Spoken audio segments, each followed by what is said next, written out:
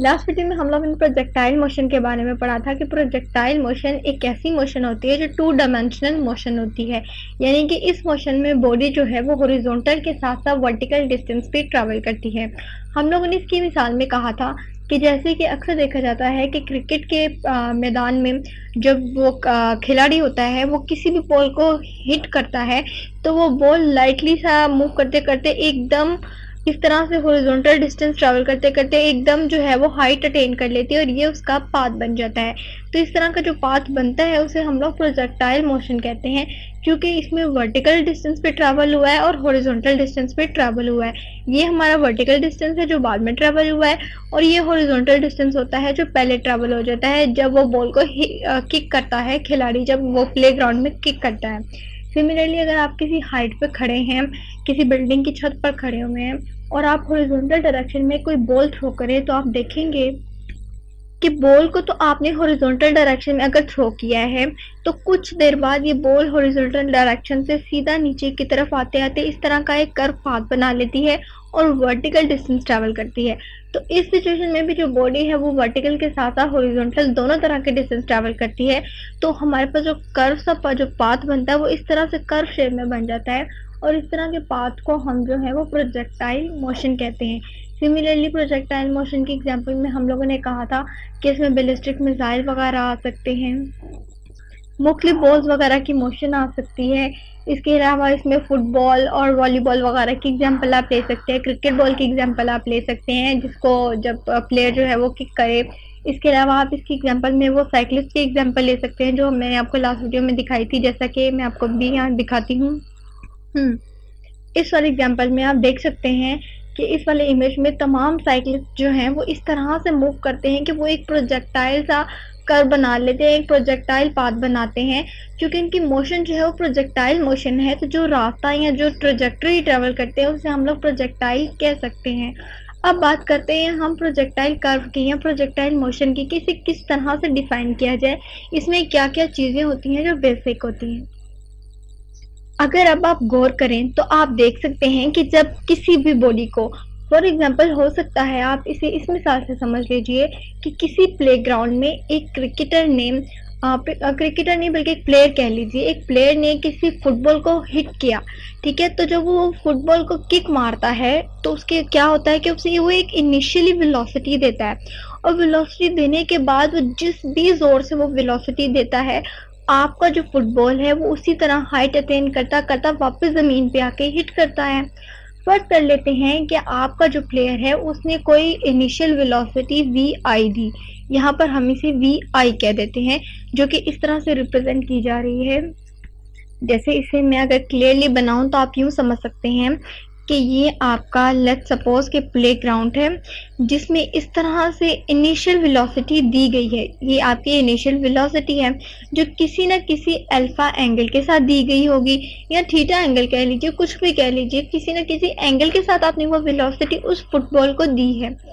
अब क्या होता है कि आपने जैसे कि पढ़ा है सेकंड चैप्टर में जिसमें रेजोल्यूशन ऑफ अ वेक्टर, चूंकि जो वेलोसिटी है वो एक वेक्टर है तो मैं वेक्टर को उसके कंपोनेंट्स में रिजॉल्व कर सकती हूँ। ये मेरा y एक्सिस और ये मेरा x एक्सिस। जब मैं इस वेक्टर को इसके दो कंपोनेंट्स में रिजॉल्व करूंगी तो आपको मालूम है कि जो वर्टिकल कंपोनेंट आता है इसे हम लोग, चूंकि vi का वर्टिकल कंपोनेंट है तो इसे मुझे vi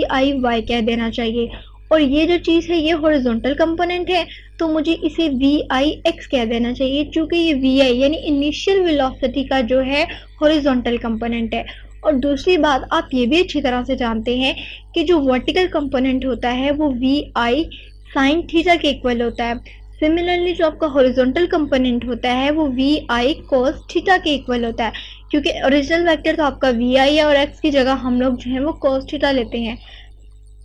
तो इस तरह से आपने जो अपनी इनिशियल वेलोसिटी है उसको टू कंपोनेंट्स में रिजॉल्व कर लिया। जैसे कि आप इस इमेज में देख सकते हैं कि इस चीज़ को उन्होंने वी वाई का नाम दिया है और इस चीज़ को वी एक्स का नाम दिया है, यानी कि उन्होंने वी आई को यहाँ पे उन्होंने वी आई की जगह वी ओ ले लिया। आप कुछ भी ले सकते हैं, आप इनिशियल वेलोसिटी को वी आई से रिप्रेजेंट कर सकते हैं या वी ओ से रिप्रेजेंट कर सकते हैं।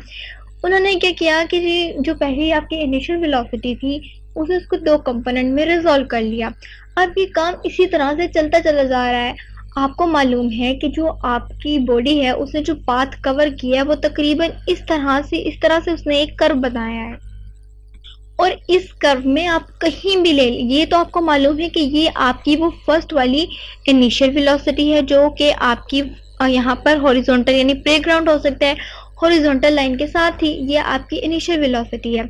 और अगर आप किसी भी पॉइंट पे, हो सकता है आपको यहाँ पर भी वेलोसिटी मालूम करनी हो, आप कहें भाई मैं इस पॉइंट पे भी वेलोसिटी मालूम करना चाहता हूँ, मैं इस पॉइंट पे भी मालूम करना चाहता हूँ, और मुझे वो भी वेलोसिटी चाहिए जिस वेलोसिटी के साथ मेरी बॉडी ने ज़मीन को वापस आके हिट किया है। जैसे कि अक्सर देखा गया होगा कि जब फुटबॉल को प्लेयर किक करता है तो वो हमेशा हवा में ही नहीं रहता, बल्कि जिस वेलोसिटी से वो उसको किक मारता है उस वेलोसिटी से वो एक प्रोजेक्टाइल मोशन करता हुआ वापस ज़मीन पे आके हिट करता है।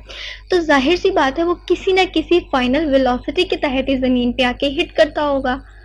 और जिस वेलोसिटी से ज़मीन को कोई चीज़ हिट करे, यानी ज़मीन पर आकर रुक जाए, या जैसे कि आप गाड़ी को आपने स्टार्ट किया तो कोई ना कोई इनिशियल वेलोसिटी थी, जब गाड़ी स्टॉप होगी तो उसकी कोई ना कोई फाइनल वेलोसिटी हो जाएगी। सिमिलरली यहाँ पे जब फुटबॉल ने अपनी जो मोशन है स्टार्ट की तो उसकी इनिशियल वेलोसिटी थी, जब वो इस पॉइंट पर पहुंचा तब इस पॉइंट पर पहुंच के भी इसकी वेलोसिटी इस तरफ ही होगी, टेंजेंट टू द पॉइंट। तो इस पॉइंट पे इसको हम वी एफ कह देंगे। अब अगर इस पॉइंट पर, बल्कि हर पॉइंट पर ही हमें क्या करना पड़ेगा, वेलोसिटी के हर कंपोनेंट को रिजॉल्व करना पड़ेगा। अब यहाँ पर देखा जाए तो यहाँ पर जो वेलोसिटी की डायरेक्शन है वो इस तरह होगी, यहाँ पर जो है वेलोसिटी की डायरेक्शन इस सिम्त में होगी। तो यानी कि हम हर पॉइंट पर जो है वो वेलोसिटी को उसके कंपोनेंट में वर्टिकल में और हॉरिजॉन्टल में रिजॉल्व करते चले जाते हैं। ये रिजॉल्व इसलिए करते हैं ताकि ये देखा जा सके कि आया कि इनमें से कौन सा कंपोनेंट वेलोसिटी का ऐसा है जो थ्रू आउट द मोशन जो है वो सेम रहता है, और कौन सा कंपोनेंट ऐसा है जो चेंज होता रहता है। अब अगर आप इस डायग्राम पे गौर करें तो आप मुझे बता सकते हैं कि ये हमारी इनिशियल वेलोसिटी थी ना, इसे हमने बोला कि हमने ये इसका हॉरिजॉन्टल कंपोनेंट बना लिया, और ये वाला जो है हमने इसका वर्टिकल कंपोनेंट बना लिया। इसी तरीके से हम लोगों ने यहाँ पर बनाया ना, इस चीज़ को अगर आप यहाँ पर बना लें तब भी कोई फ़र्क नहीं पड़ती, वी आई वाई की बात कर रही हूँ। तो सिमिलरली देखिए, तो ये जो इनिशियल वेलोसिटी है इसके भी दो कंपोनेंट है, ये वी वाई और ये वी एक्स। जब ये इस पॉइंट पर पहुंचा है उस वक्त भी इसके दो कंपोनेंट है। फर्क सिर्फ इतना है कि इसका हॉरिजॉन्टल कंपोनेंट जो है वो बिल्कुल प्रोजेक्टाइल मोशन की टॉप पर बिल्कुल उसके साथ आ गया, और वर्टिकल कंपोनेंट जो है वर्टिकल कंपोनेंट ही रहा। लेकिन इस सिचुएशन पर क्या होता है, अब इस सिचुएशन पर आप ये एक बात गौर कीजिए कि यहाँ पर मैंने कहा कि यहाँ पर हॉरिजॉन्टल और ये वर्टिकल कंपोनेंट, जबकि असूलन बात ये है कि यहाँ पर कोई वर्टिकल कंपोनेंट तो होता नहीं, यहाँ पर बॉडी बिल्कुल हॉरिजॉन्टल डायरेक्शन में आ जाती है, यानी कि आपकी जो इनिशियल वेलोसिटी है वो हॉरिजॉन्टल डायरेक्शन में होती है। और जब कोई वेक्टर हॉरिजॉन्टल डायरेक्शन में बिल्कुल इस तरीके से हो, कोई एंगल ही ना बना रहा हो प्लेन सरफेस के साथ, यानी उसका कोई एंगल ना बनता हो, उसका जीरो एंगल हो, तो उस सिचुएशन में हम उसके कंपोनेंट को रिजॉल्व नहीं कर सकते। तो यहाँ पर बेसिकली सिर्फ वेलोसिटी का एक ही कंपोनेंट होता है जो कि वी आई एक्स होता है। तो हमें यहाँ से इस चीज़ को रिमूव कर देना चाहिए, ये बताने के लिए कि इस पॉइंट पर जो है वो वर्टिकल कंपोनेंट कोई भी नहीं है। अब जैसे जैसे वेलोसिटी आगे बढ़ती चली जाती है तो हमारा जो वर्टिकल कंपोनेंट है उसकी डायरेक्शन उल्ट जाती है। यहाँ पर देखा जाए तो वर्टिकल कंपोनेंट ऊपर की जानिब था, अब यहाँ पर आए तो वर्टिकल कंपोनेंट बिल्कुल ही खत्म हो गया, क्योंकि हमारा वर्टिकल डिस्टेंस जो है वो ही जीरो हो गया। उसके बाद आहिस्ता आहिस्ता जब वो पोजीशन मजीद बढ़ी, मजीद वेलोसिटी की जो है वो डायरेक्शन बढ़ती चली गई, उसका जो डिस्टेंस है वो बढ़ता चला गया, तो जो वेलोसिटी का वर्टिकल कंपोनेंट है वो ऑपोजिट डायरेक्शन में यानी डाउनवर्ड रिएक्ट करने लगा। अब जो बात मैं समझाना चाह रही हूँ वो ये है कि आप इस इमेज से गौर कर सकते हैं कि जो आपका वी आई एक्स है, यानी कि ये वाला कंपोनेंट है, इसे देखा जाए तो ये हर सिचुएशन में बिल्कुल सेम है। जैसे कि इस सिचुएशन में देखा जाए तो ये आपका वी आई एक्स है, जब यहाँ पर बॉडी पहुंची तब भी ये वी आई एक्स है, जब इस सिचुएशन में पहुंची तब भी ये वी आई एक्स है, और जब बॉडी नीचे पहुंची तब भी ये वी आई एक्स है। तो मैं ये कह सकती हूँ कि बॉडी जो है प्रोजेक्टाइल मोशन में किसी भी बॉडी का जो हॉरिजॉन्टल कंपोनेंट है जो कि वी आई एक्स है, यानी कि वी आई एक्स जो कि इक्वल्स है वी आई कोस थीटा के, वो थ्रू आउट द मोशन जो है वो बिल्कुल सेम रहता है, या उसे कह सकते हैं कि कांस्टेंट रहता है, वो चेंज ही नहीं होता। और जो चीज़ चेंज होती है वो वर्टिकल कंपोनेंट है। अब वर्टिकल कंपोनेंट कैसे चेंज होता है, वर्टिकल कंपोनेंट इस तरीके से चेंज होता है कि इनिशियल स्टेट में वर्टिकल कंपोनेंट जो है उसे आप वर्टिकल कंपोनेंट को इस तरह से समझ सकते हैं कि जो आपका वर्टिकल कंपोनेंट है वो इस सिचुएशन में देखें तो अपवर्ड है, और जैसे जैसे वो आगे पोजीशन बढ़ती चली जाती है आपका वर्टिकल कंपोनेंट जो है वो डाउनवर्ड एक्ट करना शुरू कर देता है। तो इसका मतलब ये हुआ कि वर्टिकल कंपोनेंट ने हर हाल में तब्दील होना है, यानी कि उसकी डायरेक्शन भी चेंज होती है और वो चेंज हो जाता है। डायरेक्शन चेंज होने से कोई भी चीज़ जो है वो चेंज हो सकती है, लेकिन जो हमारा हॉरिजॉन्टल कंपोनेंट है वो बिल्कुल सेम रहता है। तो हम कहते हैं कि प्रोजेक्टाइल मोशन में एक तो फ़ायदा हमें हो जाता है, वो फ़ायदा ये है कि इसका हॉरिजॉन्टल कंपोनेंट चेंज नहीं होता, अलबत्ता इसका वर्टिकल कंपोनेंट चेंज हो सकता है। अब दूसरी चीज़ ये है कि जब भी कोई बॉडी मूव करे तो जाहिर सी बात है कि उसका एक्सेलरेशन भी होता है। चूँकि मूविंग बॉडी है वो वेलोसिटी रखती है, तो जाहिर सी बात है कि किसी भी वक्त के दौरान या में किसी भी सेकंड में हो सकता है, 1 मिनट में, 2 मिनट में, 1 सेकंड में, 2 सेकंड में, किसी भी टाइम इंटरवल में इसकी वेलोसिटी में जो है वो थोड़ा बहुत एडिशन हुआ हो, थोड़ा बहुत जो है वो उसमें फ़र्क पड़ा हो, तो वेलोसिटी में वक्त के लिहाज से जो भी तब्दीली हो जाए हम कहते हैं कि जी उस पॉइंट पर एक्सेलरेशन आ गया। तो प्रोजेक्टाइल मोशन में एक्सेलरेशन का पैदा होना कोई बड़ी बात नहीं है, क्योंकि जहाँ वेलोसिटी होती है वहाँ पर एक्सेलरेशन तो खुद ब खुद ही आ जाता है। अगर अब मैं एक्सेलरेशन की बात करूँ तो जिस तरह से वेलोसिटी को उसके कंपोनेंट में रिजॉल्व किया गया है, जाहिर सी बात है एक्सेलरेशन के भी 2 ही कंपोनेंट आएंगे। अगर मैं एक्सेलरेशन के कंपोनेंट्स की बात करूं कि अगर जैसे कि मैं आपको ये कहूं कि वेलोसिटी ही की डायरेक्शन में जो है वो एक्सेलरेशन होगा, तो लेट्स सपोज कि फ़र्ज़ कर लीजिए कि अगर ये एक्सेलरेशन है तो एक्सेलरेशन को भी मुझे इसके हॉरिजॉन्टल एज वेल एज इसके वर्टिकल कंपोनेंट में रिजॉल्व करना पड़ेगा। और जिस तरह से वेलोसिटी का जो वर्टिकल कंपोनेंट है वो वी आई कोस थीटा रहता है, जो कि सेम रहता है। अब ये डिपेंड करता है आपके प्लेयर पे या आपके उस बॉडी पे कि वो जिस बॉडी को हिट कर रहा है उसे कितने एंगल पे हिट कर रहा है। जितना एंगल होगा उसके हिसाब से आपका वी आई एक्स जो है वो डिफरेंट होता चला जाएगा। इसी तरह बस यही इसमें वी आई एक्स में फ़र्क पड़ता है और वी आई एक्स में कोई चीज़ का फ़र्क नहीं पड़ता। अब अगर मैं एक्सेलरेशन की बात करूं तो हॉरिजॉन्टल डायरेक्शन में जो हमारा एक्सेलरेशन होता है जिसे हम ए एक्स कहते हैं, वो एक्स जो है वो बिल्कुल कांस्टेंट रहता है, इसे हम लोग 0 मान लेते हैं। और जो हमारा वर्टिकल एक्सेलरेशन का कंपोनेंट आता है जिसे हम लोग ए वाई कह देते हैं, वो इस डायरेक्शन में यहाँ तक तो हम कह सकते हैं कि इनिशियल स्टेट में वो जो है वो ग्रेविटी के इक्वल होता है। लेकिन जैसे ही हमारी बॉडी डाउनवर्ड मूव करना शुरू कर देती है तो उस सिचुएशन में हमारा जो ए वाई है वो माइनस जी हो जाता है। आपको मालूम है कि जब भी कोई बॉडी जो है वो बुलंदी या हाइट अटेन करती है तो उसमें जो एक्सेलरेशन होता है वो ड्यू टू ग्रेविटी आ जाता है। तो अगर मैं यहाँ पर एक्सेलरेशन की बात करूँ तो मुझे ये कहना चाहिए कि ये जो एक्सेलरेशन इस बॉडी में है वो ड्यू टू ग्रेविटी की वजह से है। यहाँ पर हमारी बॉडी अपवर्ड डायरेक्शन में है, तो इसका मतलब है कि यहाँ पर जो एक्सेलरेशन का वाई कंपोनेंट होगा वो प्लस जी होगा। यहाँ पर जाके एक्सेलरेशन का वाई कंपोनेंट 0 हो जाता है, क्योंकि वेलोसिटी का वाई कंपोनेंट ही 0 है। तो इसका मतलब है कि वेलोसिटी जो है, वेलोसिटी ही से तो एक्सेलरेशन है, जो वेलोसिटी का वाई कंपोनेंट 0 है तो एक्सेलरेशन का भी वाई कंपोनेंट 0 होगा।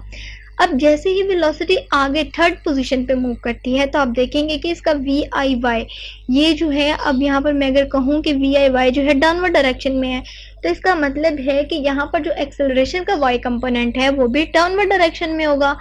डाउनवर्ड डायरेक्शन में इसलिए कि जब कोई चीज़ बुलंदी से वापस ज़मीन की तरफ आती है तो उस वक्त जी की जो कीमत है उसमें कमी होती है, तो हम यहाँ पर माइनस जी कह सकते हैं।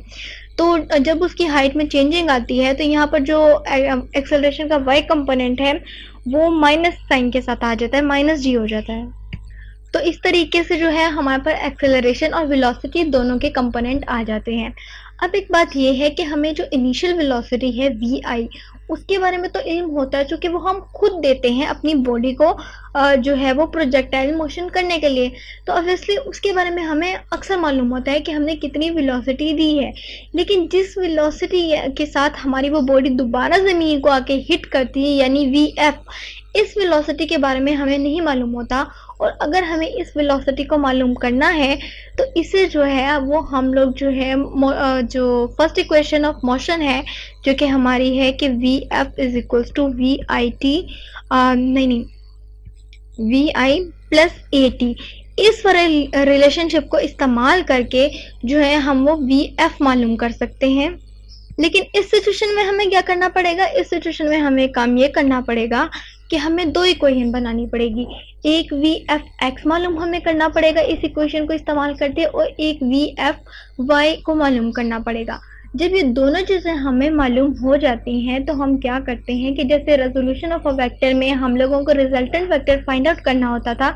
यहाँ पर जैसे कि रिजल्टेंट वेक्टर की अगर मैं बात करूँ तो अगर ये वाला रिजल्टेंट वेक्टर है, यानी कि जिस फर्ज कर लीजिए कि जो Vf है वो आपका रिजल्टेंट वेक्टर है। जब रिजल्टेंट वेक्टर को फाइंड आउट करना हो और आपके पास दोनों कंपोनेंट वर्टिकल और हॉरिजॉन्टल गिवन हो, तो आप रिजल्टेंट वेक्टर या फाइनल वेक्टर को आसानी से मालूम कर सकते हैं। जब आपके पास Vf(x) और Vfy आ जाता है तो आप Vf जो है वो आसानी से मालूम कर सकते हैं, जिसे आप यूँ मालूम कर सकते हैं कि आप Vf(x) का स्केयर ले लें और एडिशन Vfy का स्केयर ले लें, तो यहाँ से आपको जो है वो Vf नोन हो जाती है, जो कि आपकी फाइनल वेलोसिटी है।